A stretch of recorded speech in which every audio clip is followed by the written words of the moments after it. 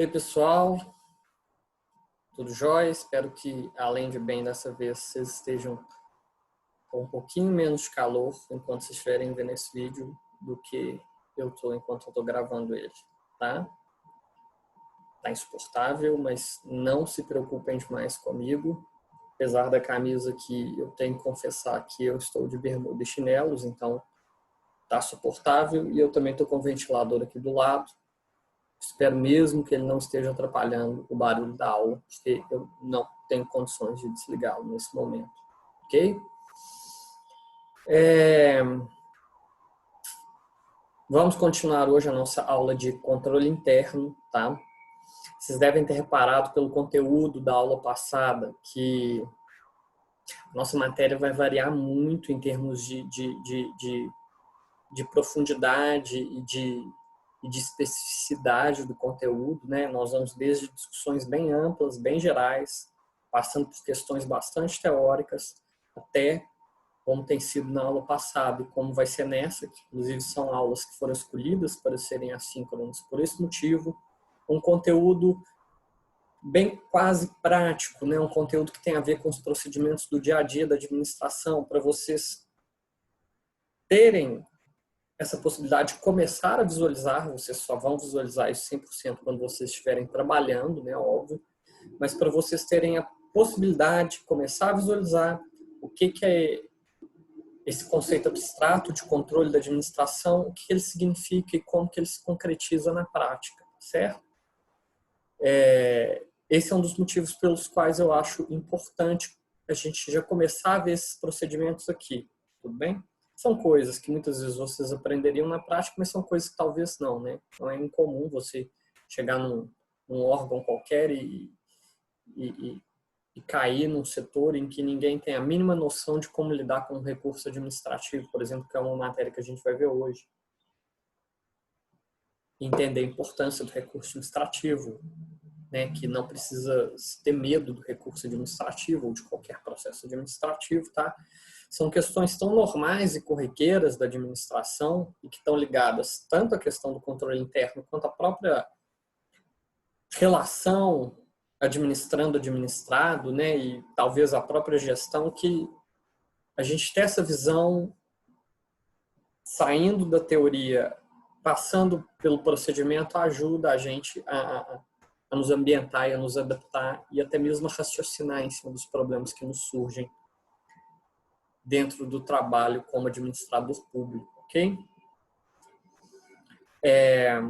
Eu vou então começar o de hoje de onde eu terminei a aula passada, tá? Que teoricamente teria sido para ser tudo aula 6. Como vocês devem se lembrar, eu estava levemente sequelado semana passada, eu não soube calcular direitinho o tamanho da aula, né? Espero que dessa vez dê para dar tudo. E nós vamos entrar na aula 7, que já seria naturalmente uma aula menorzinha, e aí a gente finaliza o conteúdo, ok? Desses instrumentos de controle interno, que é o que eu gosto de falar, né? Não sei se não me lembro agora se no plano de aula está assim, mas o nome dessas duas aulas era justamente instrumentos de controle interno, ok? Para que vocês pudessem melhor entender esses mecanismos. E aí, na aula que vem, né, na aula do dia 6, da próxima terça-feira, nós vamos ter uma discussão sobre controladorias. Aí já vai ser uma aula que espero, né, que a partir da leitura que vocês vão fazer dos textos que estão disponíveis no Moodle, que a gente possa ter uma conversa que vá além desses pequenos procedimentos, né, que trate da própria racionalidade, da própria ideia do para que serve e do para que não serve o controle interno, ok? A aula é um debate justamente porque não haverá respostas certas. Mas uma troca de ideias, tá? Não existe solução ali para o que vai ser conversado. Vamos então ao conteúdo, gente. Deixa eu compartilhar aqui a tela de onde eu parei a aula passada. Está carregando, já vai. O meu computador está um pouquinho devagar, igual a mim nesse calor. Então, caso ele dê alguma travadinha aí, não reparem, tá?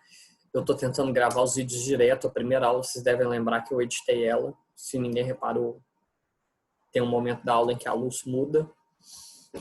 Eu tinha esquecido de acender a luz no quarto, no caso. Mas eu estou tentando não editar as aulas. E na primeira aula também estava com um probleminha de quando começava a gravar ou não, né? Se piscava a luz, se não piscava, essas coisinhas desse programa. Mas agora vai direto, então se der uma travadinha, eu vou tentar não editar a aula, tá? Porque dá muito trabalho, gasta muito tempo, fica muito pesado o arquivo. Enfim, vários motivos, vários. Controle interno, gente. Então, voltando àquilo que a gente vinha discutindo desses instrumentos de controle interno, tá? O controle interno, como vocês se lembram, ele se confunde na maior parte das vezes, não em todas, como nós vamos inclusive ver daqui a pouco na aula 7, com o poder hierárquico da administração. E é por isso que ele está tão próximo da ideia de gestão também, tá? A gente não está vendo aqui aspectos ligados à gestão, obviamente, porque o nosso intuito é ver os instrumentos, é como ele é feito no dia a dia, e esses instrumentos, como você já deve estar percebendo, são instrumentos que têm tudo a ver com direito, porque foram criados pelo direito, tá? Por mais que a partir de um tempo tenham sido apropriados por outros instrumentos, mas, enfim, outro debate esse, né? E é isso, são instrumentos que a gente tem que conhecer e que servem também não só para permitir esse controle mais ligado à gestão, mas também para permitir a relação mais próxima, né, entre administrador e administrado. Como assim? Como vocês devem se lembrar de eu falar da aula passada, o controle interno ele é exercido não só de ofício, né, não só por livre e espontânea pressão do poder-dever da administração. Ele é também exercido por provocação externa, né? Seja de algum cidadão, seja de algum outro órgão legitimado a provocar, né? Seja lá que você recebeu uma cartinha do Ministério Público ou qualquer coisa do tipo. E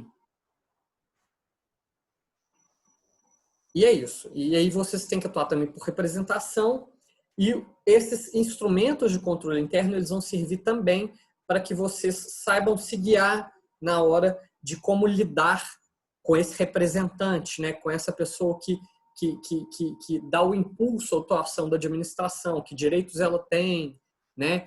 Qual resposta que você deve para ela, qual resposta que você não deve para ela, e assim por diante. Isso tudo é importante, ok? E a gente parou justamente nos instrumentos que servem para essas pessoas darem impulso à atuação da administração, que era o direito de petição, que é um direito amplíssimo de pedir a administração, né? E o direito de representação, né? Que é o direito de realizar mais especificamente denúncias, né, de comunicar ilegalidades para a administração, né, seja ilegalidades da própria administração, seja ilegalidades de terceiro, que a administração tem o dever de apurar, tá? Só para vocês terem uma ideia, gente, me veio que hoje mesmo eu recebi no meu trabalho na Advocacia Geral do Estado, chegou lá para a gente um pedido que só pode ser entendido à luz do pedido do direito de petição, né? Não teria outra forma de compreender esse pedido, porque é um pedido que foi feito por uma OSC qualquer, né? Obviamente que eu não vou citar qual, mas essa OSC teve um pedido indeferido de parceria com uma determinada secretaria do Estado, agora recente, faz umas 2 semanas, por causa de um parecer do setor jurídico dessa secretaria que afirmou que em ano eleitoral, né, indicou a interpretação que em ano eleitoral não pode haver transferência de recursos gratuitos, né, para esse tipo de atuação de OSCs e assim por diante. Inconformado com a situação, né, o presidente da OSC, eu não sei, não me pergunte aonde ele descobriu, mas ele descobriu o e-mail do advogado adjunto da GE, encaminhou um e-mail falando, olha, aconteceu isso, foi-me indeferido o meu pedido de parceria por causa disso, e eu estou inconformado, né, eu não concordo. Eu queria que vocês me dessem um posicionamento. Por mais estranho que pareça, sim, o cidadão achou o endereço de e-mail do advogado-geral adjunto e mandou um e-mail, ele não está fora do direito dele, ele está dentro do direito de petição dele, que é o direito de que é assegurado a ele enquanto cidadão o direito de petição aos poderes públicos em defesa de direitos ou contra ilegalidades ou abuso de poder. Tá? No caso, nós vamos responder para ele que, infelizmente, né, a Advocacia Geral já se manifestou, porque as assessorias jurídicas são parte da estrutura da Advocacia Geral, né? E que, havendo concordância com o posicionamento que foi esposado pela assessoria jurídica, nós não temos a obrigação de processar aquilo como um recurso administrativo, apesar da gente ter a obrigação de dar a devida atenção à petição que ele nos encaminhou, e ela não é sem efetividade, porque no final das contas a gente fala com ele que a gente concorda com o posicionamento que foi esposado. Né? Se não concordasse, talvez, se não fosse o meio formal pelo qual ele poderia reformar esse posicionamento do órgão, caberia a nós, enquanto respondentes desse direito de petição dele, por exemplo, encaminhá-lo ou instruí-lo qual a melhor forma dele buscar o direito dele para que essa reforma fosse alterada. Nem que a gente falasse com ele, olha, infelizmente, nesse caso, isso acontece muito, isso já aconteceu algumas vezes que eu vi em pedido de acesso à informação, por exemplo. Né? A gente fala, olha, infelizmente, nesse seu caso, você deve buscar uma assessoria jurídica privada, um advogado, para que o advogado use dos instrumentos legais adequados para que busque o seu direito. O que não pode acontecer é de ficar sem resposta esse direito de petição do cidadão. Por quê? Porque o direito de petição é um direito fundamental, tá? Está no artigo 5º da Constituição, ok? E ele se converte, por exemplo, no direito de representação, e ele vai ter também, de acordo com a lógica da hierarquia administrativa, o recurso administrativo, que é o que nós vamos começar a aula de hoje vendo, ok? Ixi, gente, eu acho que eu apertei alguma coisa errada aqui. Tô lá em casa. Eu saí aqui, deixa eu parar de compartilhar minha tela, só um minuto. Desculpa, gente. Aí, ó, tá vendo? Esse tipo de coisa que eu falei que eu não vou cortar, mas eu vou tentar arrumar o mais rápido possível. Se passar de 15 minutos arrumando, eu corto.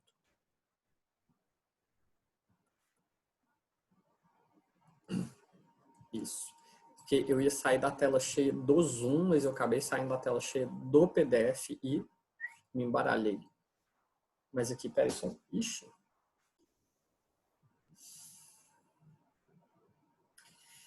Então, gente, tive que editar. Fui cair na bobagem ali, né? De não quero editar. Deu pau no roteador. Parece que me ouviu. Fiquei muito feliz. O computador reiniciou, tá? Quase que bate os 15 minutos que eu falei, mas de todo jeito tive que editar porque caiu. Enfim, aula que segue, né? Espero que não caia de novo.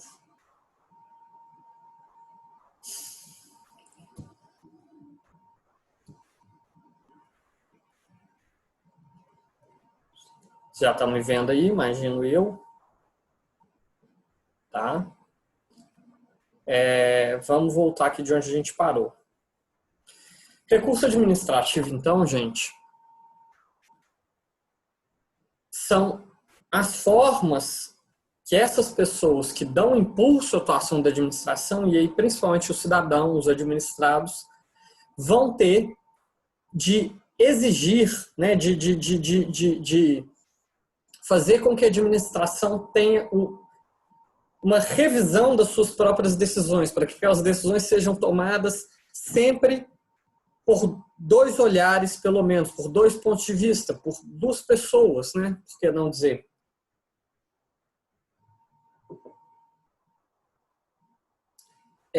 Nós vamos ver daqui a pouco que existe no direito brasileiro uma ideia de duplo grau de jurisdição, e nós vamos entender isso daqui a pouco, mas não é exatamente só a ideia do duplo grau de jurisdição aqui, tá certo? Que vai permear o recurso administrativo, não. Como eu coloquei no slide, a própria ideia de hierarquia do direito à petição e da noção de contraditório e ampla defesa vão fundamentar a possibilidade de que exista um recurso administrativo, ok? E é por esses motivos que o recurso administrativo vai ter algumas características, né? Uma delas que ele tem que ser motivado, né? Que tem a ver com o que a gente falou na última aula de motivação, na penúltima, e o fato de que ele pode ser exercido independentemente de lei, ok? Por exemplo, vamos pegar aquele exemplo que eu acabei de falar do e-mail que eu recebi lá na GE, do rapaz querendo saber do porquê foi negada para ele em ano eleitoral uma parceria. Vamos dizer que o rapaz saiba lidar com recurso administrativo, às vezes até não sabe, às vezes ele vai na sorte e a gente tem que atender do mesmo jeito, ele não precisa ter a intenção de atender a lei corretamente, né? A gente negue para ele o pedido que ele fez, fale que não exista, e aí, da mesma forma que ele descobriu o e-mail do advogado-geral adjunto, ele descobre o e-mail do advogado-geral do Estado, ele vai lá e manda: senhor advogado-geral, seu senhor advogado-geral adjunto me negou o meu pedido X. É um pouco estranho, né? A gente que está acostumado com essa extrema hierarquia que se tem na administração pública, a gente que está acostumado com muitas vezes a deferência com que são tratadas essas autoridades da administração pública, a gente acha um pouco esquisito, né? E é de fato um pouco esquisito o cidadão fazer isso, né? Não é o costumeiro. Porém, se ele faz, a gente tem que responder. Ele está no direito dele de ter o recurso administrativo avaliado por uma segunda instância dentro de uma ideia geral de direito de petição. Ok? E esse recurso, gente, via de regra, ele não pode ser cobrado. Ok? Por que ele não pode ser cobrado, gente? Porque o direito de petição é assegurado a todos, independentemente do pagamento de taxas. E como o direito de petição é o próprio fundamento do recurso administrativo, não vai poder ser cobrado, então. Isso já foi, inclusive, objeto de súmulas, tanto do Superior Tribunal de Justiça quanto do Supremo Tribunal Federal, ok? Que estão escritas aí. O Superior Tribunal de Justiça diz na súmula 373, que é ilegítima a exigência de depósito prévio para admissibilidade de recurso administrativo. E a súmula vinculante do STF diz que é inconstitucional a exigência de depósito ou arrolamento prévio de dinheiros ou bens para admissibilidade de recurso administrativo, ok? Então não tem muito segredo, não. O direito de petição ele é independente do pagamento de taxas. O recurso administrativo também tem que ser gratuito, ok? O recurso administrativo, gente, a primeira modalidade na qual ele existe, vamos falar assim, modalidade, né? Porque recurso administrativo, como vocês estão vendo, em geral, ele não é típico. Quando eu falo que alguma coisa não é típica, gente,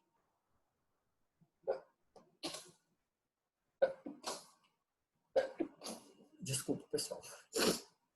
Quando eu falo que alguma coisa não é típica, gente, eu estou querendo dizer que ela não tem uma forma específica prevista na lei, que ela não tem uma denominação própria, por exemplo, tá? Mas nós temos alguns tipos genéricos de recursos administrativos. O pedido de reconsideração é um deles. E ele é um recurso administrativo muito interessante porque ele não é hierárquico e ele não é direcionado a outra autoridade que não aquela que tomou a própria decisão do seu processo. Ela é, como diz o próprio nome, um pedido para que a pessoa que decidiu reconsidere. É o famoso fulano. O senhor tem certeza da sua decisão? O senhor tem certeza que leu com calma o que eu falei na minha petição? Eu acho que não, hein? Dá uma lidinha de novo que o senhor vai se convencer de que está na hora de atender o meu direito. É isso, sabe? É bem isso mesmo, só que de uma forma escrita. Mais uma vez, isso não precisa ser previsto em lei, tá? Não precisa estar falando em nenhum lugar que você pode pedir reconsideração. E isso não altera, caso exista, e em geral existe, porque existe um prazo genérico, nós vamos ver daqui a pouco, o prazo do recurso, tá? Prazo de 10 dias. Não é porque você apresentou um pedido de reconsideração que vai suspender esse prazo e volta a contar só depois da resposta do pedido de consideração, não, tá? É um mesmo prazo. E, em geral, na verdade, como que acaba funcionando? Em geral, é a mesma coisa. Quando você apresenta o recurso, você dá à autoridade que decidiu o direito de se retratar. Até mesmo porque ela vai ser avaliada pelo superior dela. Pode bater aqui a luz. Falou, opa, deixei passar isso aqui. Vou mudar eu mesmo, que senão pá, vem coisa lá de cima. É basicamente isso. E vocês veem aí que eu coloquei já a ideia genérica do pedido de consideração, do pedido de reconsideração, porque ela está na própria sistemática genérica do recurso administrativo da nossa querida Lei 14.184, tá? Está dito aí no parágrafo 1º. O recurso será dirigido à autoridade que proferiu a decisão, a qual, se não reconsiderar a decisão no prazo de 5 dias, encaminhá-lo-á à autoridade imediatamente superior. O que isso quer dizer, gente? Quando eu vou apresentar um recurso administrativo, eu tenho que endereçar todo recurso, toda petição que eu faço, eu tenho que falar a fulano de tal. Então, esse endereçamento dessa petição não vai ser a autoridade superior que é competente para julgar o recurso, não. Vai ser a própria autoridade que realizou o recurso. Eu falo assim, fulano que decidiu a minha petição. Apresento aqui recurso administrativo para que seja reconsiderada a decisão em até 5 dias. Caso não reconsiderada, que seja encaminhada esse recurso à autoridade superior competente. Ok? A própria pessoa que decidiu vai receber esse recurso, vai ler e vai falar, não vou reconsiderar, minha decisão estava correta. Então, vai mandar para o chefe dele, na sala do lado, para que ele possa decidir o recurso administrativo. Ok? É assim que funciona. Daí a lógica, você tem o pedido de reconsideração e o recurso hierárquico, que é o pedido de reexame dirigido à autoridade superior. Ok? Mais uma vez, gente, independe de previsão legal. Até mesmo que hoje em dia é bobagem. Isso fazia muito sentido, esse independe de previsão legal, quando não existiam essas leis genéricas de processo administrativo, como a Lei 14.184, como a Lei 9.784 no âmbito federal. Nessa época existia uma discussão que, se não houvesse recurso previsto em lei, se poderia ser interposto recurso ainda que sem previsão legal. Essa era uma discussão jurídica relevante à época. Agora, com essas leis genéricas, isso é um pouco relevante, né? Está previsto genericamente a possibilidade de recurso. Então, vai existir, ok? Mas é sempre bom a gente entender. Independente da previsão genérica, que vem para sanar uma dúvida, já existia esse entendimento, que é uma questão que é quase um princípio da forma como funciona a administração pública, essa questão dos recursos. Ok? Para variar, eu estou falando demais, gente. Pode você ver. Vou tentar dar uma corrida com a matéria, viu, gente? Vocês me desculpem. Como eu já disse, os slides são bem completos, então acho que a gente pode dar uma corridinha. Se bem que eu não estou contando aqui o tempo que ficou parado, né? Perdi a noção. Enfim. Requisitos básicos, gente, independentemente de previsão legal também, são requisitos básicos quase lógicos para que você tenha um recurso administrativo. Primeiro, a identificação da parte que está recorrendo, isso é óbvio, né? Eu, fulano de tal, que fiz o pedido tal para a superintendência X e fui negado, eu peço aqui ao subsecretário que reavalie o meu pedido. É basicamente a identificação do fulano que está fazendo o pedido, ok? A indicação clara de qual ato ou conduta administrativa se pretende reforma, ou seja, me foi negada a petição X, ele não precisa falar qual o número da decisão, a decisão X, YZ, da data de 29 de dezembro de 2019, não, entendeu? Basta ele indicar que foi a decisão que indeferiu a petição tal, e aí vai se conseguir identificar, ou seja, a indicação clara de qual ato é o fornecimento dos dados que, no mínimo, permitem a identificação desse ato, que torna esse ato identificável, ele não precisa estar exatamente identificado. E, por último, gente, as razões do recurso, evitando que o pedido possa ser tido como abusivo ou meramente formulado por mero capricho. Isso é um requisito que, inclusive, está na Lei 14.184. Tá? Agora, o entendimento sobre essas razões de recurso não precisa ser nada muito feito por advogado, por exemplo, não, ok? Pode ser uma coisa mais simples, tá? Por quê? Porque como o direito de petição, diferente, por exemplo, do Poder Judiciário, onde você é obrigado a estar representado por advogado, diferentemente, o direito de petição pode ser exercido pelo próprio administrado, você não pode dificultar a vida dele. É uma questão de democracia e de poliarquia e de uma administração pública que quer uma relação com seus administrados. Você não pode dificultar tanto a vida do cara, entendeu? Então, você tem que permitir que essa forma de se manifestar não seja uma coisa profissional. Então, tem que ser uma coisa simples. Por exemplo, vou dar um caso real também, que já aconteceu comigo. E agora, estou ficando velho, gente. Eu nem me lembro exatamente em qual órgão ou quando foi isso. Enfim. Uma vez eu recebi um recurso de um processo administrativo, que não era um recurso, mas basicamente foi indeferido um pedido de um fulano qualquer, né, em relação ao procedimento administrativo. E o cara indignado mandou um e-mail, em caixa alta, assim. Prezados, vocês não leram a minha defesa. Por favor, analisem os argumentos que eu mandei no e-mail do dia tal, que também era um e-mail a defesa dele, né? Não era uma defesa formal. O que eu fiz? Naturalmente, e naturalmente mesmo, que é o que eu espero que vocês façam, tendo o conhecimento que vocês estão tendo hoje com essa aula. Naturalmente, eu recebi aquele e-mail como um pedido de recurso administrativo. Foi direcionado a mim, entre aspas, né, que era o representante ali do órgão que tomou a decisão, ou seja, foi direcionado à pessoa correta. Não houve reconsideração e houve encaminhamento para a autoridade competente por avaliar aquele recurso. Ah, eu exagerei? Cara, não exagerei. Por que eu não exagerei? Se esse fulano se sente, de certa forma, lesado a ponto de querer entrar na justiça buscando o direito dele, ele não vai poder argumentar que ele não teve um devido processo administrativo. Entendeu? Ainda que ele não soubesse exatamente qual é esse devido processo administrativo. O advogado que foi entrar com a ação para ele, quando vier, vai falar, opa, teve um recurso aqui que não foi processado. Né? E no caso, eu estou mostrando que houve processamento porque eu recebi adequadamente aquela manifestação dele, super mal educado, inclusive, né? Quem que usa caixa alta hoje em dia? Ninguém. Hoje em dia não, né? Quem que já usou caixa alta nessa vida? Fico indignado com a mensagem em caixa alta. Mas, paciência, né? Que dificuldade. Recebi como recurso administrativo, rapaz. Bola para frente. Deu para entender, gente, por enquanto, recurso administrativo? Espero que tenha dado. É muito simples, tá? Muito simples assim, não estou falando que não possam surgir dúvidas, gente, mas, né, a lógica básica é simples. Surgirem dúvidas, lembrem-se, fórum de dúvidas, tem ninguém anotando dúvidas, tá? Estou ficando chateado com vocês.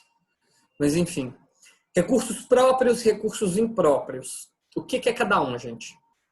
Isso aí também são nomenclaturas jurídicas, mas que é só bom mais ou menos para vocês entenderem, que são pequenas questões que podem dar aquele bug na prática que se você tiver já uma noção te ajuda bastante. Tá? Recurso próprio, gente, é o que é dirigido à autoridade imediatamente superior. Dirigido aí, gente, no caso, é que vai ser julgado por essa autoridade imediatamente superior, ainda que no formato que eu já disse que é o formato adequado, ele seja dirigido à autoridade que tomou decisão para depois ser encaminhado pela autoridade imediatamente superior. Esse recurso próprio é o normal que a gente está falando. E como a gente falou, ele não precisa de ter previsão legal, etc, etc, etc. Ele é um recurso genérico da Lei 14.184, ok?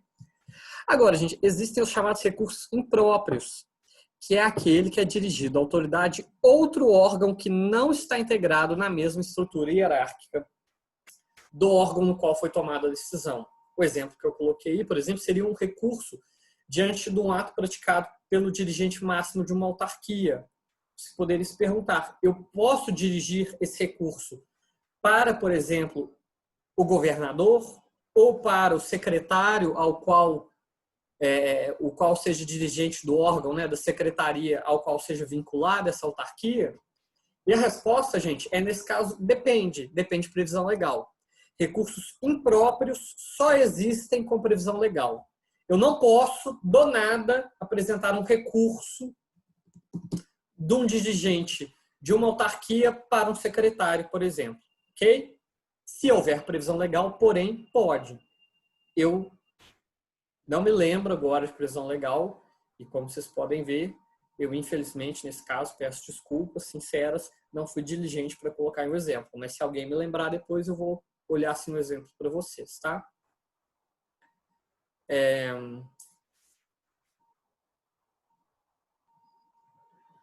Esse exemplo, esse julgado que eu coloquei, gente, que não é um exemplo, tá? Não estou me desmentindo do que eu acabei de falar, mas é só um julgado que fala o seguinte, só para a gente entender o seguinte. E aí eu vou voltar naquilo que eu comecei a falar no início da aula, que era sobre a questão de se existe ou não um direito fundamental ao duplo grau de jurisdição. O direito duplo grau de jurisdição, gente, ele é entendido como parte do direito ao contraditório e ampla defesa. Ele não está expresso na Constituição, por exemplo.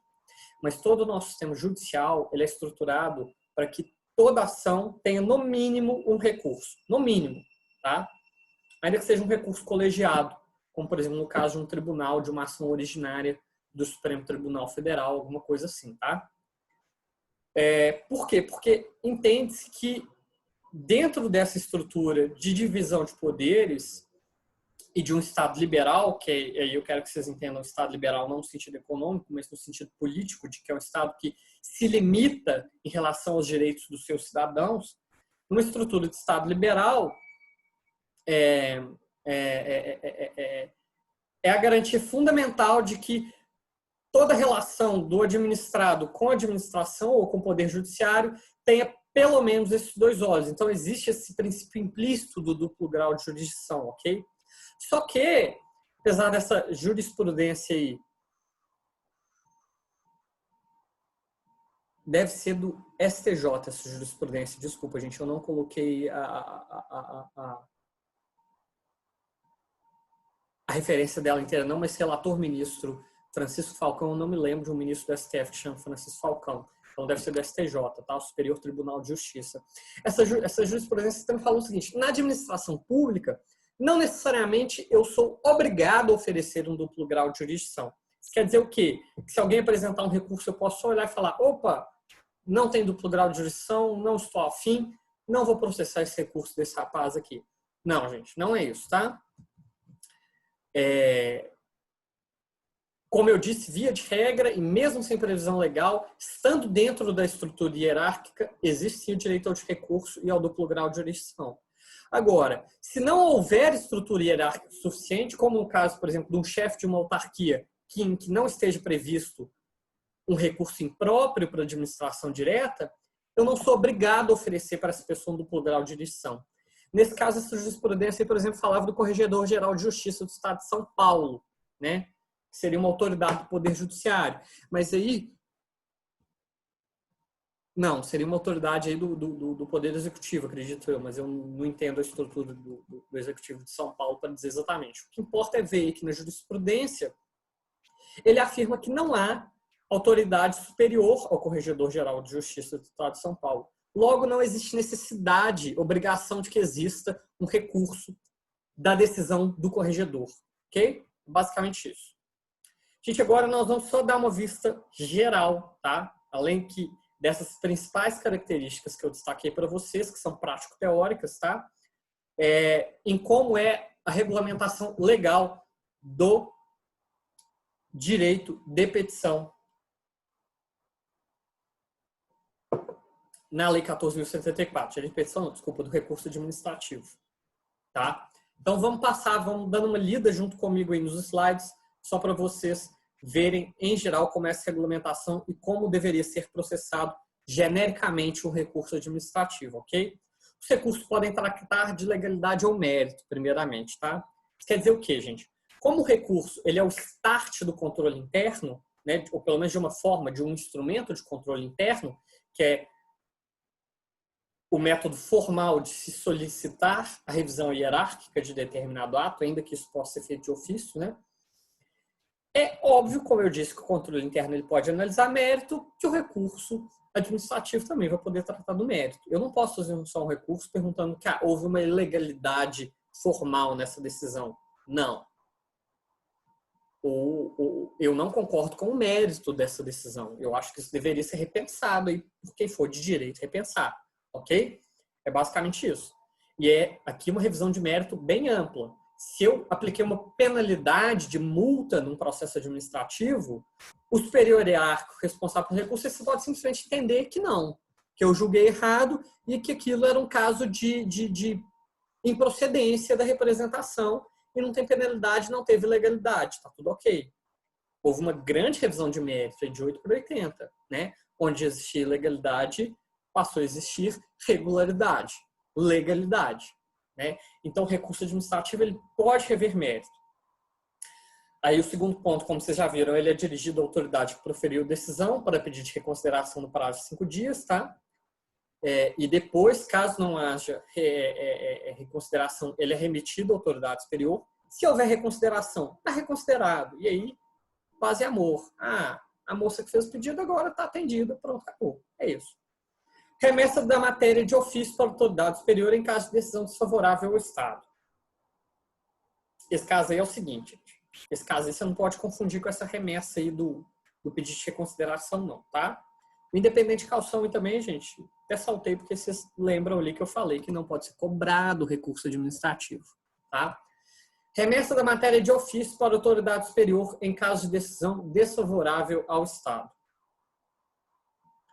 Isso aí, gente, quer dizer o seguinte, se eu der uma decisão desfavorável ao Estado, por exemplo, o cara entrou com um pedido na administração para que ele recebesse uma indenização por causa de um dano que houve a um bem dele numa atuação do Estado. Estava tendo uma obra, aí a obra abalou a estrutura da parede da casa dele, que era do lado da obra pública. Ele pediu uma indenização ali administrativamente e a administração concedeu. Viu que não tinha como negar aquele direito. Mesmo, ainda que seja muito claro, nesse caso, o artigo 51, parágrafo 3º da Lei 14.184 de 2002 falou o seguinte: caso de decisão desfavorável à administração, eu não vou esperar um recurso. Eu vou de ofício, ou seja, sem provocação, eu vou remeter o processo para a autoridade superior avaliar. Ok? Tá certinho? Deu para entender? Segundo ponto aí.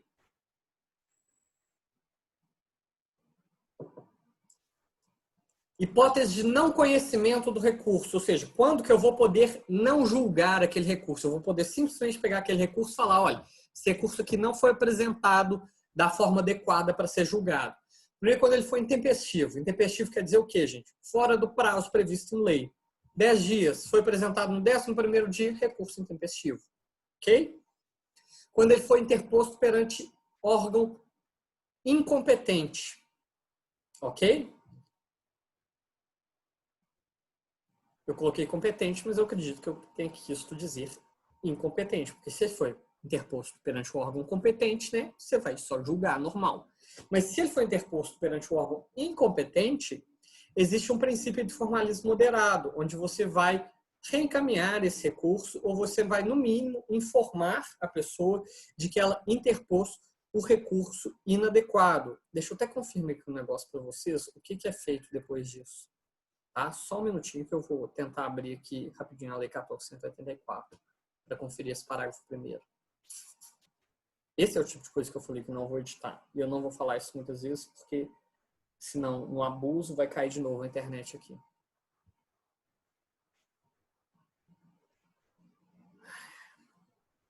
Lei Estadual 14.184. Meu computador, gente, é tão rápido. Vocês não imaginam.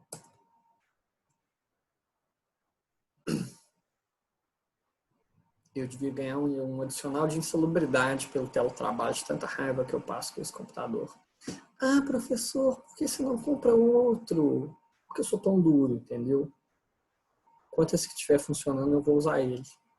Passando raiva. Lei 14.184. Já que eu não estou por dentro desse tempo todo de aula, com muita coisa para falar. Senão vai comer pedaço de aula nossa de controladoria e eu não queria. Que a aula é boa essa de controladoria, viu? Não vai ter muito tempo ainda. Nossa, e meu computador é lento, o site da Assembleia. Pelo amor de Deus. Jesus. Pronto, abriu.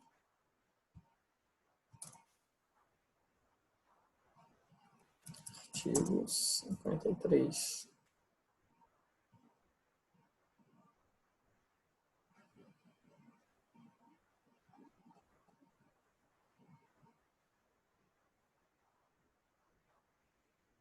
Isso aqui, ó, na verdade, artigo 52.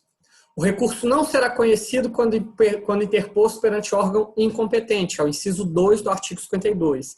E aí no parágrafo 1º vai falar assim, na hipótese do inciso 2, será indicada ao recorrente a autoridade competente, sendo-lhe devolvido o prazo para recurso. Era isso que eu queria confirmar, que eu estava sem certeza. Isso quer dizer o quê, gente? Que no caso da interposição perante a autoridade competente, Deu uma travada. Voltou. Isso. No caso da interposição perante autoridade incompetente, eu vou indicar a autoridade competente, eu não vou reencaminhar de ofício e vou devolver o prazo para o recorrente. O que é devolver o prazo? Gente, é reabrir. Aí eu apresentei o recurso no 10º dia, que era o último dia de prazo, e apresentei ele perante a autoridade incompetente. É o formalismo moderado do processo administrativo, gente. Isso quer dizer que eu não posso barrar direitos dos administrados por formalismos excessivos. Aí eu vou falar o seguinte: meu camarada, minha camarada, você apresentou para a pessoa errada. Não sou eu responsável por julgar o seu processo, o seu recurso. O responsável é a fulana de tal. E aí o que você faz? Você devolve. A partir do momento que ele receber aquela sua comunicação, reabre-se o prazo para ele apresentar os recursos. Ok? A ausência de legitimação, gente, quer dizer que tem que ser uma pessoa que tem legitimidade para apresentar recurso, que é o que nós vamos ver aí no ponto abaixo. Ou quando exaurida a esfera administrativa, ou seja, quando já exauridos todas as possibilidades de apresentação de recurso, que são quais? São os recursos previstos em lei expressamente, ou quando não previstos em lei, nós vamos ver daqui a pouco, e aí a gente pega, a lei 14.184 não fala isso para a gente, mas a gente pega isso subsidiariamente da lei, subsidiariamente não, tá, gente? Não fala em subsidiariamente não, é subsidiariamente. Por quê? Porque falar subsídio é um absurdo, tá? Você fala absurdo, na sua vida não fala, você fala absurdo, tá? Então é subsídio, ok? Porque então, nós vamos pegar subsídios da lei 9784, que é a lei federal, que fala que existem no máximo 3 instâncias administrativas, ou seja, você vai ter no máximo 2 recursos além da instância comum, tá certo? Mas isso a gente vê daqui a pouco. Então, você não vai julgar os recursos quando já tiver sido exaurida a esfera administrativa, quando houver ausência de legitimidade, quando interposto perante a autoridade incompetente ou quando intempestivo esse recurso. E quem são os legitimados, gente? Os legitimados. Os legitimados são, primeiro, o titular do direito afetado, na parte do processo, ou seja, a pessoa que tiver aquele direito negado ou deferido de forma diferente da qual ela queria, assim por diante, né? Ok. Essa pessoa é uma legitimada. Por exemplo, você foi lá e fez um pedido de férias, né? Aí o pedido de férias foi denegado. Você é legitimado para apresentar recurso, ok? O terceiro eventualmente afetado. Quem é o terceiro eventualmente afetado, gente? Vamos pensar aqui. Deixa eu ver. Estou tentando lembrar aqui uma hipótese de terceiro afetado. Vamos dizer, por exemplo, que eu fosse dono de um imóvel que foi requerido pela administração para utilização e não chegou a ser desapropriado. Ele foi só requerido, vamos falar assim, né?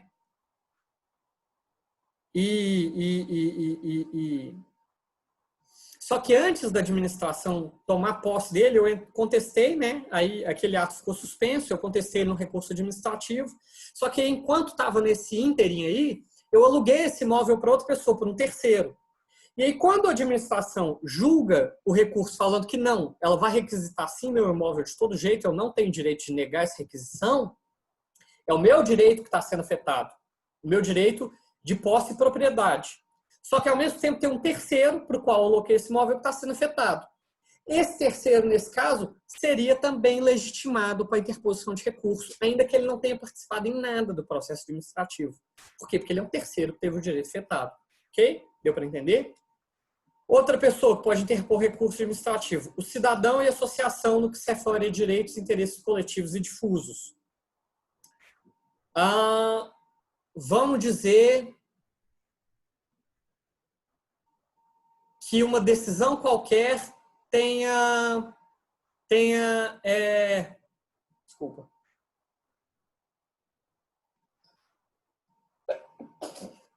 Desculpa, gente. Que uma decisão qualquer tenha concedido uma licença ambiental para exploração de um empreendimento que possa ser contestável.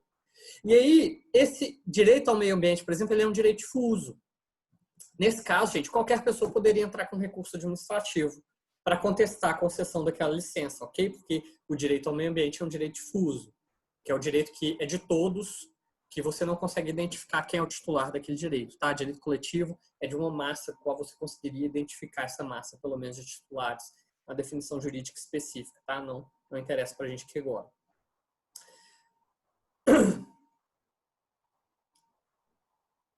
Mais do que isso, gente, aí vocês podem me perguntar relativas hipóteses de não conhecimento, tá, gente? Mesmo nessas 4 hipóteses de não conhecimento, eu não posso fazer o meu ofício de revisão, meu dever de revisão do ato administrativo? Pode. Vocês lembram falando que existe um dever de autotutela da administração? Que a administração pode rever os próprios atos? Então, ainda que o recurso seja não conhecido, você pode falar, olha, não conheço o recurso, porque ele é intempestivo, mas reconheço que houve uma ilegalidade aqui e vou consertar, então. Pode, gente. Só tem que ser respeitado o prazo de 5 anos. Inclusive, eu deveria ter falado na aula passada, desculpa se eu não falei, tá? Existe um prazo para o exercício de autotutela da administração, que é um prazo de 5 anos, está previsto no artigo 65 da Lei 14.184. Isso quer dizer o quê? Que a autotutela pode ser exercida só de 5 anos da prática do ato para frente. Por que, gente, que existe esse prazo? Que é uma preclusão administrativa. Segurança jurídica, tá? Não dá para a administração, durante longos períodos, poder rever atos já consolidados, com efeitos já consolidados na esfera jurídica, tanto da própria administração quanto de terceiros. Ok? Só um minutinho. Prazo para interposição de recurso está aí no artigo 54 da Lei 14.184 de 10 dias, tá certo? Salvo disposição em contrário. Salvo disposição em contrário significa o quê, gente? Significa que salvo alguma previsão legal diferente. Ah, professor, onde tem um exemplo de recurso administrativo específico previsto numa lei? Por exemplo, na Lei Estadual número 869 de 1965, que é o Estatuto do Servidor Civil do Estado. Se não me engano, no artigo 191 e seguintes, tem um recurso administrativo próprio da lei que está previsto lá com seu regramento próprio, que é um pouquinho diferente do regramento da lei geral, genérica, que é a Lei 14.184, ok? Prazo para decisão, gente. 30 dias do recebimento pela autoridade competente, salvo disposição em contrário, tá certo? Isso quer dizer que a autoridade tem 30 dias para decidir, prorrogável por uma única vez, mediante justificativa. Ah, professor, a autoridade não decidiu no prazo adequado. O que acontece? Olha, a princípio nada, tá? Tipo, nada. O que pode vir a acontecer com essa autoridade? Se acontecer algum prejuízo para a pessoa interessada, no caso, e de fato houvesse ali uma ilegalidade, aí essa autoridade pode ser responsabilizada. Como assim? Vamos pensar com um exemplo bem drástico para vocês entenderem. Eu tenho 30 dias para julgar um recurso administrativo. E foi um recurso administrativo de um pedido de tratamento médico ali na Secretaria de Saúde, vamos supor, tá? E eu não julguei esse recurso administrativo em 30 dias, ok? E aí deu algum problema de saúde nessa pessoa que fez esse pedimento relacionado a esse pedido. Eu posso vir a ser responsabilizado? Posso, ok? Porque eu tinha que ter decidido no prazo que me foi dado. Inclusive, eu poderia ter visto ali que eu vi uma ilegalidade e eu devia aquele tratamento ou qualquer coisa do tipo. Claro que são vários fatores que vão entrar aí. Mas não existe uma responsabilização imediata da lei, ou seja, não existe uma sanção para esse prazo, mas pode haver algum tipo de responsabilização, ok? Efeito suspensivo, gente. O que é efeito suspensivo? Quer dizer, se aquele recurso, quando eu interponho aquele recurso, se a decisão recorrida está suspensa ou não. Via de regra, não, tá? No processo administrativo, via de regra, não existe efeito suspensivo. Mas eu posso pedir, conforme está escrito no artigo 57, parágrafo único. Eu posso dizer assim, entro com esse recurso administrativo solicitando que ele seja recebido com efeito suspensivo. Aí, eu, autoridade que for receber, eu vou olhar, talvez tenha mesmo uma ilegalidade aqui, né? Ou, caso exista uma ilegalidade aqui, é um prejuízo muito grande que pode acontecer para essa pessoa. Então, eu vou suspender a decisão que está sendo recorrida para que ela gere efeitos até que eu julgue, ok? Coisa julgada administrativa, gente. O que é coisa julgada administrativa? Quer dizer que determinada decisão da administração, a partir do momento que é dada, desculpa, gente, não pode mais ser modificada. Tá? Quando que isso vai acontecer? Quando a administração perdeu o prazo para rever os atos, que é aquele prazo de 5 anos, ou seja, deu 5 anos da prática do ato, está gerada coisa administrativa formal, tá? Por que ela é coisa administrativa formal, gente? Porque ela pode ser discutida na justiça, se ainda tiver prazo, tá? Mesmo estando precluída a sua discussão administrativa, ok? Na justiça existe a coisa julgada material, que é a total impossibilidade de se rever uma decisão do judiciário. Mas na administração pública, como todas as decisões da administração pública são, no mínimo, avaliáveis no âmbito de competência do Poder Judiciário, pelo que ele pode avaliar, que existe uma discussão, pelo que ele pode avaliar, como vocês se lembram das nossas aulas de discricionariedade e motivação,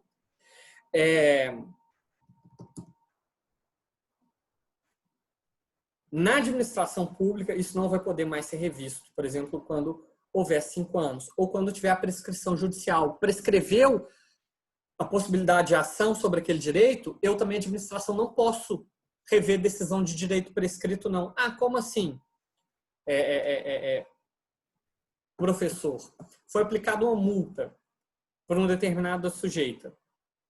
Aí essa sujeitinha foi lá e não entrou com a ação para rever essa multa na justiça. Você tem um prazo de 5 anos para entrar com essa ação. Se prescrever o direito dela, de reclamar o direito dela judicialmente, precluiu também administrativamente. Tá? Por quê? Porque eu estou vinculado ao princípio da legalidade e do interesse público. E não é interesse público atender a direitos daquele que dormiram na busca pelo próprio direito, né? Que não foram espertos. Deixou precluir na justiça, precluiu também no administrativo. Ou que já foi precluída a decisão que transitou em julgado na administração ou no judicial, tá? É assim que gera a coisa administrativa, a coisa julgada administrativa. Tudo bem? Gente, aí só vendo a questão da Lei Federal 9784, tá? Que é de 1999. A professora, ela é federal, ela não se aplica ao Estado. Não se aplica. Inclusive, o Estado tem a sua própria lei de processo administrativo, que é a que nós estamos falando, a 14.184, 2002. Mas existe uma súmula do STJ que fala o seguinte: a Lei 9784, especialmente no que diz respeito ao prazo decadencial para revisão de atos administrativos no âmbito da administração pública federal, pode ser aplicada de forma subsidiária aos estados e municípios se inexistente norma local específica que regule a matéria. Quer dizer o quê? Que o que não houver regulação específica na nossa lei de processo administrativo, eu posso fazer uma aplicação subsidiária da Lei 9784 de 99, federal, tá? Por súmula do STJ. Aí, no caso da súmula, ele cita o prazo decadencial, mas esse prazo existe na nossa lei, que é o prazo de 5 anos que nós estamos falando. Mas, por exemplo, duas coisas aí que não existem na nossa lei e que a gente aplica subsidiariamente à Lei 9784. Artigo 57.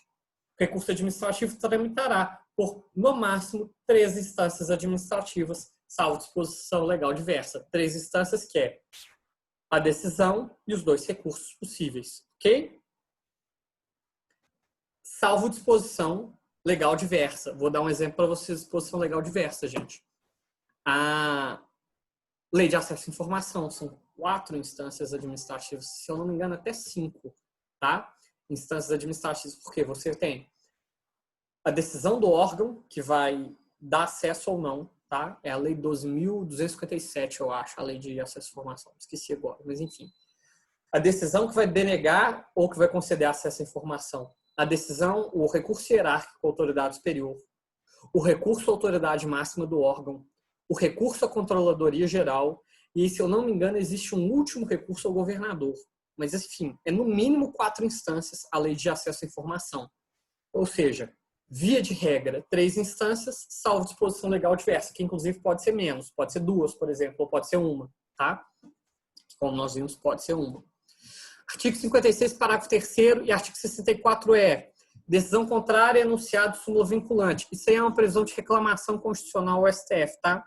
Se eu dei uma decisão no meu processo administrativo que é contrária a uma súmula vinculante do STF, pode existir uma reclamação, que é uma ação direta ao STF, para que seja dado cumprimento à súmula vinculante do STF, ok? Gente, reformácio impégios, eu nem sei falar, apesar de que eu sei o que é, mas essa expressão latina, como vocês se lembram, cada expressão latina que a gente aprende, a gente ganha 1 ponto de QI. É impressionante. Reformácio impégios, gente, como está escrito aí, significa decisão de recurso interposto pelo réu que não pode agravar a situação dele, não pode ser reformado para pior a decisão dele. Por exemplo, se eu sou réu numa ação penal e eu fui condenado a 5 anos, se eu entro com recurso, eu não posso ser condenado a mais do que 5 anos, tá? Ainda que seja reafirmada a minha condenação, ok? No direito administrativo, gente, isso é uma discussão que existe nos livros de doutrina, se for estudar, isso não se aplica via de regra. Via de regra, por que não? Pelo exercício da legalidade, da autotutela, da hierarquia, do meu poder de revisão de méritos dos meus atos em controle interno. Então, se eu tomei uma decisão X, eu posso piorar essa decisão X sim, ok? Via de regra. Quando que eu não posso piorar essa decisão? E aí vai se aplicar subsidiariamente a Lei 9784, ok? Vamos ler com calma. Vai ter hipótese em que pode e hipótese que não pode. Artigo 64. O órgão competente para decidir o recurso poderá confirmar, modificar, anular ou revogar total ou parcialmente a decisão recorrida se a matéria for de sua competência. Ou seja, ele tem poder total sobre a decisão. Confirma, modifica, anula, revoga, total ou parcialmente. Tá? Se da aplicação do disposto desse artigo puder decorrer gravame a situação do recorrente, este deverá ser cientificado para que formule suas alegações antes da decisão. Ou seja, o que o artigo 64 fala é o seguinte: não é que você não pode modificar, mas se você for modificar para pior, você tem que dar o direito de defesa. E isso, gente, nem precisava estar aí, cá então. Porque, como vocês devem se lembrar, o contraditório e ampla defesa, ele é princípio do processo administrativo. Então, tudo que eu for fazer, mesmo se eu for mudar para melhor, eu tenho que ouvir o recorrente, tá? Eu tenho que deixar que ele se manifeste, eu tenho que exercer o contraditório no processo, eu tenho que permitir que ele faça a ampla defesa dele, ok? Mas é o que vocês estão vendo aí, pela Lei 9784. Via de regra, pode alterar para pior, desde que eu dê oportunidade para o recorrente se manifestar, ok? Porém, vai ter hipótese em que não posso mudar para pior. O artigo 65 vai falar o seguinte: os processos administrativos de que resultem sanções, e aí nesse caso é sanção em sentido estrito, que ele está falando, e, por exemplo, que resulte penalidades, poderão ser revistos a qualquer tempo, a pedido ou de ofício, quando surgirem fatos novos ou circunstâncias relevantes suscetíveis de justificar a inadequação da sanção aplicada. Parágrafo único. Da revisão do processo não poderá resultar agravamento da sanção. Isso quer dizer o seguinte, gente. Apliquei uma multa num processo administrativo para uma empresa contratada, tá? Se a empresa recorreu dessa multa, quer dizer que no recurso eu não posso agravar a situação dela. Eu posso, no máximo, manter a multa no valor que eu dei. Eu não posso, por exemplo, transformar a multa em inabilitação para licitar, que é uma sanção mais grave. Ok?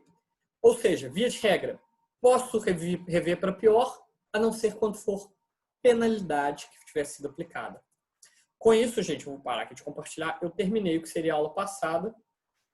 Faltam 20 minutos para eu dar a aula 7.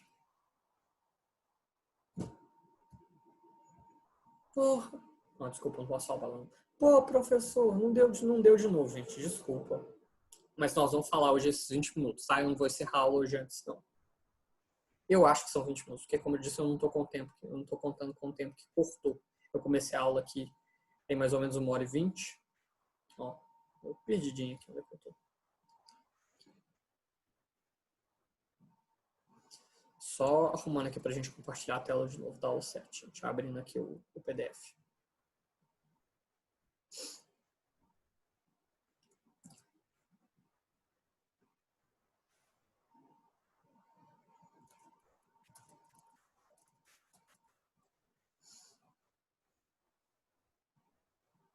Pronto, gente. Deixa eu compartilhar aqui de novo a tela.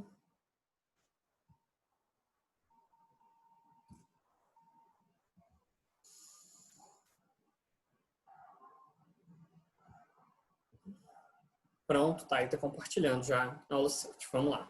Vou direto aqui, porque é continuando, tá, gente? Basicamente, a mesma ideia de instrumentos de controle interno, tá? E aí, depois de ver toda essa parte de recurso administrativo, a gente começaria a aula de hoje falando de controle da administração indireta. Esse controle ele é interno ou externo, gente? Ele, a princípio, ele é interno, tá? Ele não vai considerar um controle externo, porque ele está na mesma estrutura da administração. Está no Poder Executivo, por exemplo, tá? É a administração indireta do Poder Executivo, ok? Só que, gente, nesse caso, existe uma pequena diferença. A administração direta, ela é criada, como vocês sabem, justamente para que exista uma certa autonomia, não é uma autonomia total, mas para que exista uma certa autonomia em relação à estrutura da administração direta. Se não precisasse dessa autonomia, seria criado mais um órgão, mais uma secretaria, né, que existe ali uma estrutura hierárquica forte. Nesse caso, gente, como não existe uma estrutura hierárquica forte, como existe uma certa autonomia da autarquia ou da fundação ou da empresa pública controlada,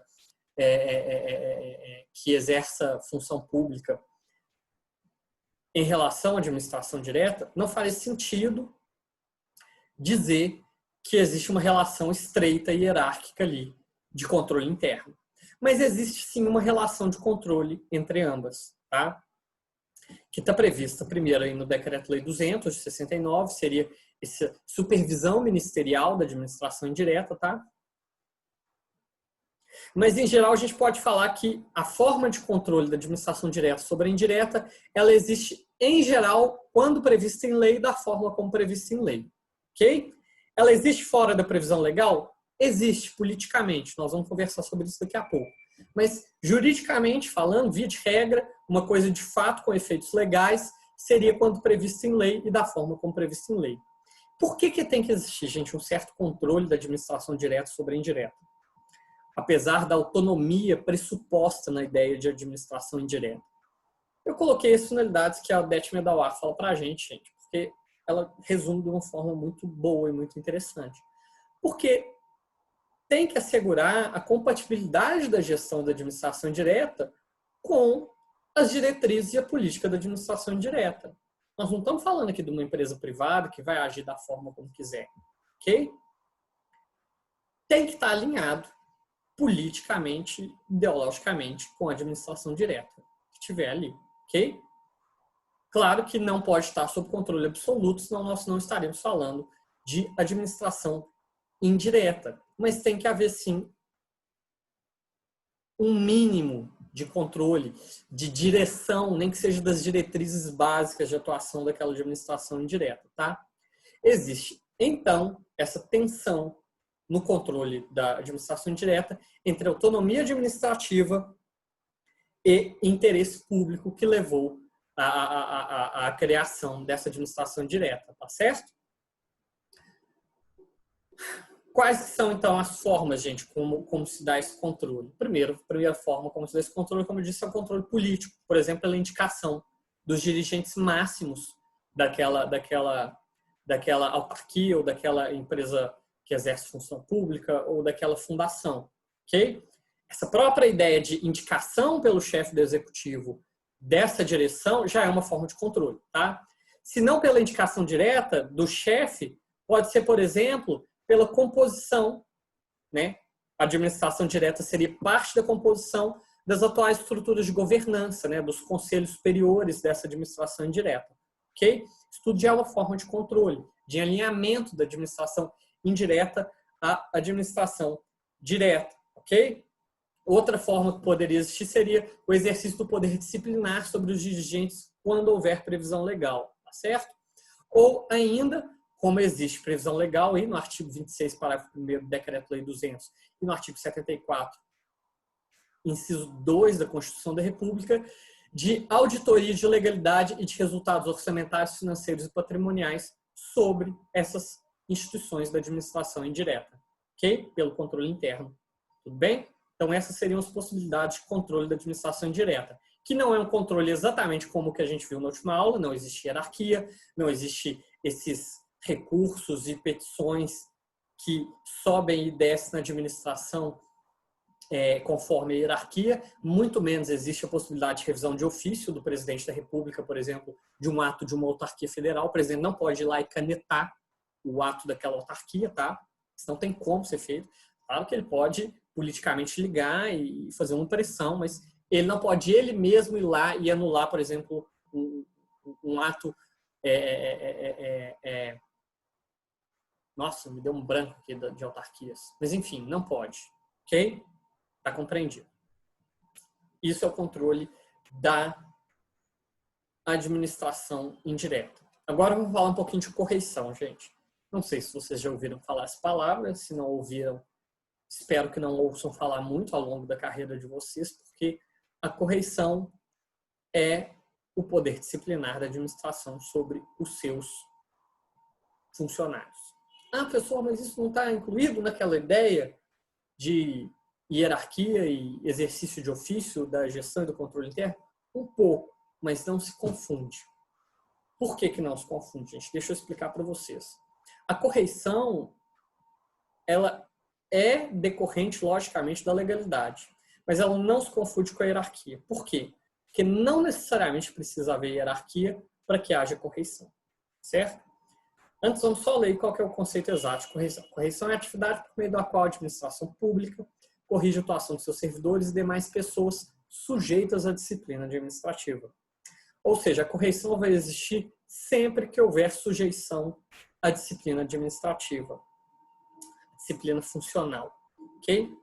Ah, mas quando que há disciplina funcional sem que exista, por exemplo, hierarquia? Vamos falar, sem que exista um vínculo de servidor público.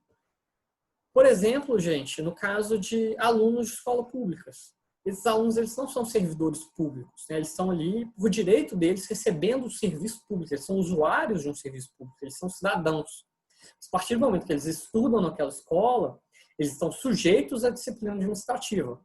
Eles estariam, então, também sujeitos ao poder correcional daquela escola, ok? Não que vai ter ali um corregedor dentro da escola, não com esse nome, mas eles estão sujeitos a sanções disciplinares dentro da escola. Isso é exercício do poder disciplinar, ok? Deixa eu ver se eu consigo lembrar de algum outro exemplo em que não haja hierarquia. Não me lembro, mas esse das escolas acho que é o suficiente para vocês entenderem. Vão existir outras poucas situações? Vão. Mas esse exemplo ele é basicamente para a gente ver que não se confunde com a hierarquia e não se confunde com a ideia de padronização e de profissionalização da gestão, que está muito ligada à ideia do outro controle interno que a gente estava discutindo.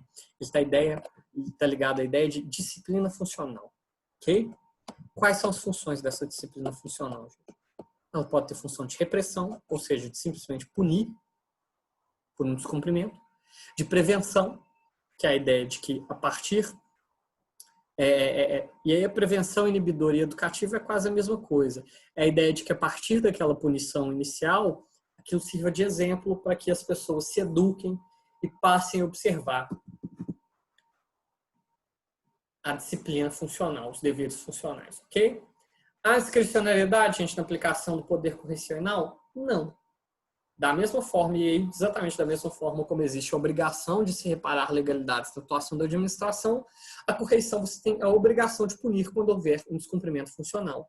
É claro que vai haver, gente, uma certa flexibilidade, uma certa discricionariedade na escolha da pena, se eu de fato tiver havido a legalidade. Mas é aquela discricionariedade que está ligada à proporcionalidade e razoabilidade que a gente já conversou. Na análise dos fatos concretos, eu vou definir se eu vou aplicar uma advertência, se eu vou aplicar uma multa, se eu vou aplicar uma suspensão, se eu vou aplicar uma demissão a bem do serviço público e assim por diante. Ok? Acredito que vocês estejam acompanhando. Tipicidade, gente. Não há tipicidade, em geral, tanto em relação às penas quanto em relação aos deveres funcionais. Se você pegar a Lei 869, por exemplo, que eu comentei, que é o Estatuto de Servidores Civis do Estado de Minas Gerais, vai ter uma série de deveres funcionais, mas eles não estão descritos como se fosse um crime, com todos os verbos, todas as condutas que precisam ser observadas, não. São escritos de forma mais genérica. E aí, você vai avaliar, no caso concreto, se você considera que o servidor descumpriu ou não aquele dever funcional.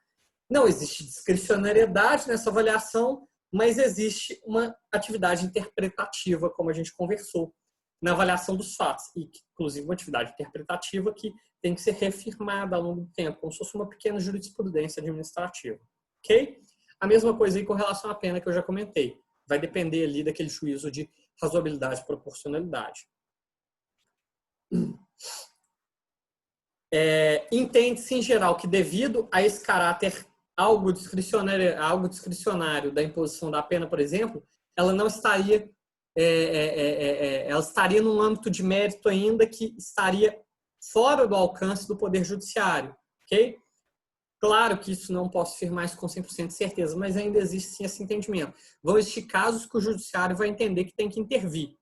Tá? E é óbvio que o Judiciário pode intervir se ele achar que não houve ilegalidade ali, que não tinha que ter tido pena nenhuma.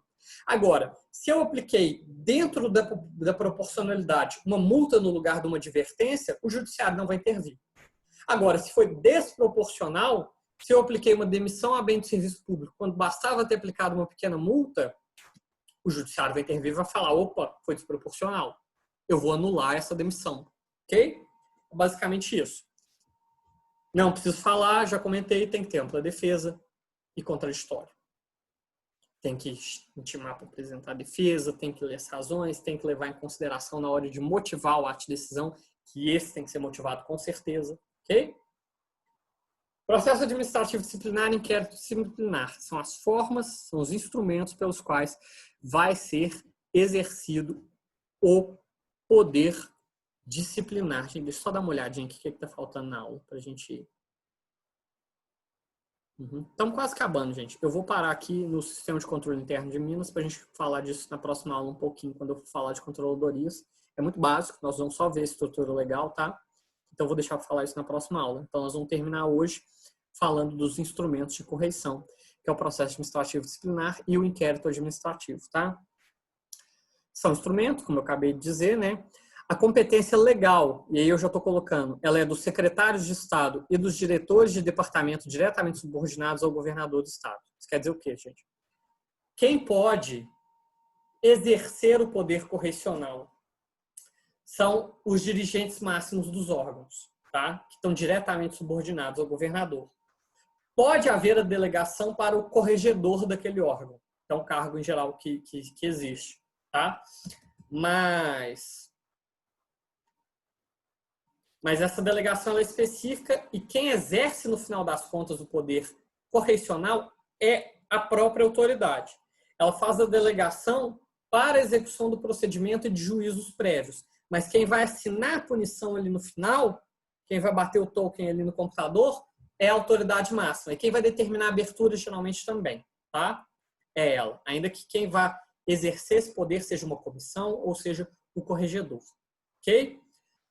Nós vamos ver, depois quando a gente falar de controladorias, que o governador pode delegar isso para o controlador, tá? No caso dele, especificamente. Fases, gente. Em geral, vai existir essas duas fases, que é o inquérito ou sindicância. Inquérito é uma palavra que não se usa muito mais, tá? E o processo administrativo disciplinar, o famoso PAD, propriamente dito, tá? O inquérito, gente, ele é uma fase prévia do PAD, ele é uma fase investigatória, inquisitória, né? Daí que vem a palavra inquérito, que vai avaliar, de forma em geral sigilosa e sumária, se há indícios suficientes ou não para que seja aberto um PAD. Vai se formar, geralmente, uma comissão de 3 servidores, 2 estáveis, em geral, tá? Esse formato. E aqueles 3 servidores, no prazo dado pela lei, vão investigar. Vão chamar algumas pessoas para apresentar um depoimento, vão analisar os documentos daquele processo administrativo onde possivelmente houve ilegalidade e vão fazer um relatório final. Olha, eu acho que houve ilegalidade. Eu acho que tem que ser aberto um processo administrativo disciplinar. Tá? É basicamente isso. É uma investigação, essa primeira fase. Tá? E eu coloquei algumas características dela aí no slide para vocês verem. Ela é dispensável quando forem evidentes as provas, ou seja, se está evidente a ilegalidade ali no documento, eu não preciso abrir um inquérito. Eu posso abrir direto PAD com aquele documento. Ok? Ela, em geral, ela é feita por 30 dias improrrogáveis. Ela podia Isso não está tão claro aí. E esse artigo 220, ele é da Lei 869, tá? Porque quando a gente fala de correição, a gente está falando da Lei 869 no estado de Minas Gerais, tá? Que é o exercício do poder disciplinar sobre os seus servidores civis. Então, isso aí é tudo da Lei 869. Ela não é mais da 1484, obviamente. Ela podia, antigamente, resultar sem o PAD em repreensão, multa ou suspensão. Não pode mais isso, tá, gente? Isso aí eu coloquei só de exemplo para falar que não pode mesmo, tá? E antigamente era de fato um inquérito, era uma inquisição. Eu não precisava nem contar para a pessoa que eu estava investigando ela. Hoje em dia isso não existe. Hoje em dia nós somos um Estado liberal de direito. Liberal, como eu digo, não no sentido econômico, liberal é no sentido de um Estado que se autolimita em razão dos direitos fundamentais dos seus cidadãos, tá?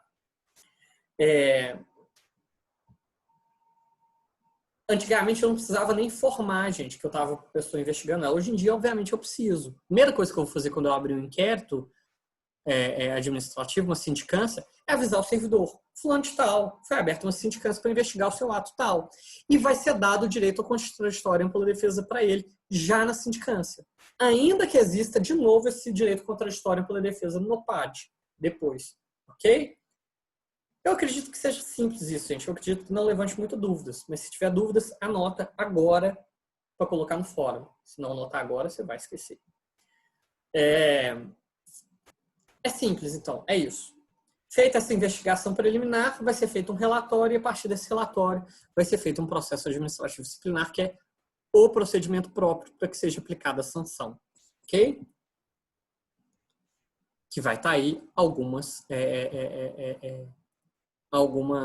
características do PAD. Tá? O PAD também vai ser feito por servidores numa comissão, 3 servidores estáveis. Por que tem que ser estável, gente, esses servidores? Porque eles não podem ter medo de avaliar, com medo de serem demitidos ou qualquer coisa do tipo, ou com medo de algum tipo de repreensão superior, que seja qualquer coisa desse tipo, tá?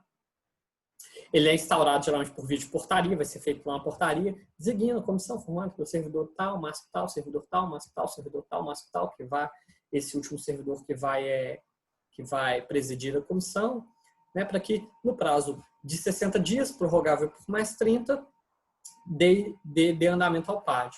O PAD ele desenvolve-se de ofício, gente. O que isso quer dizer? Não precisa de ter alguém peticionando o andamento do PAD. A comissão foi instaurada, a comissão tem que terminar o PAD. Ok? A instrução, a comissão procederá a todas as diligências que julgar convenientes, ouvindo quando necessário a opinião de técnicos ou peritos. Ou seja, aquilo vai ser quase um mini processo judicial. Eu vou chamar a gente para depor, eu vou poder pedir perícia, nota técnica de algum órgão para avaliar aquilo, eu vou poder levantar todas as provas que forem necessárias para a avaliação daquele PAD. Contraditória e ampla defesa, mais uma vez, nós não podemos esquecer. Tá? E aí, para a gente finalizar, gente, as últimas características do PAD, vai ter que ser citado para a defesa, a parte que está sendo julgada ali, ainda que seja um julgamento administrativo, tá? Se ela não apresentar a defesa, vai ser designado um servidor para apresentar a defesa em nome dela. Ou seja, eu estou sendo julgado em PAD. Eu não apresentei defesa no prazo, isso não quer dizer que eu vou ser julgado sem defesa, não. A comissão vai designar um servidor para fazer uma defesa para mim. Tá? Isso é porque tem que ser observada a ampla defesa. Tá? Conclusão por meio de relatório de caráter opinativo. Por que o relatório é de caráter opinativo, gente? Porque quem vai julgar é a autoridade, que tem competência para julgar. Ok? A separação entre comissão e autoridade julgadora é para conferir um tipo de imparcialidade nessa instrução. Ok? Por quê? Porque isso é um princípio básico também do nosso direito. Quem instrui não pode julgar. Quem participa da investigação não pode julgar. Ou seja, a comissão vai participar da investigação, vai apresentar o relatório e a autoridade competente, imparcialmente, teoricamente, né, vai fazer um julgamento daquelas provas que foram levantadas. A autoridade julgadora não pode se engajar diretamente na produção de provas. Isso funciona também no judiciário, que deveria, pelo menos, funcionar também no judiciário. A autoridade que julga não pode se imiscuir com órgãos que investigam. Ok? E a última característica que nós vamos indicar é a autoridade que tem 60 dias para decidir.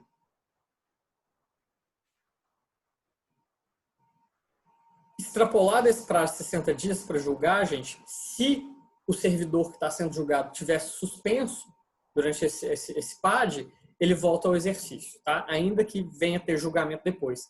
Então, nesse caso de prazo para julgamento de PAD, a sanção é essa. Se tivesse havido suspensão, perde efeito a suspensão até que seja julgado aquele PAD. Espero que não tenha dúvidas, gente. A matéria hoje é essa, tá? Desculpem se eu extrapolei o tempo, eu perdi aqui um pouco a noção. Eu acho que não, eu acho que contando com aquele período que ficou interrompido, eu vou juntar os dois vídeos, tá? Deu ali mais ou menos quase 1h40 mesmo de aula, tá? Espero que vocês tenham gostado, espero que vocês estejam percebendo por que eu escolhi esse tipo de aula assíncrono, que é muito conteúdo, é muita coisa para ser dita, e eu tenho que falar muito rápido para dar tempo, tá? E já vão pensando na avaliação que vocês vão fazer dessas aulas assíncronas, tá? Para quando a gente for conversar. Se está bom, se eu estou correndo demais, se está dando para entender, se de fato esse conteúdo pode ser assíncrono, se vocês preferem que esse conteúdo seja síncrono para a gente poder conversar e para que as dúvidas sejam tiradas na hora, tá? Vão pensando nisso tudo já, para a gente poder conversar direitinho sobre como tem sido o nosso semestre, se estão sendo boas tanto as aulas assíncronas quanto as síncronas, quanto as atividades, tá? Última vez, leitura para a próxima aula, leiam os dois artigos muito bons, para a gente poder conversar sobre a estrutura do Estado, de controladoria e sobre, em geral, qual é o papel dessas controladorias. Abraços a todos, tchau, tchau.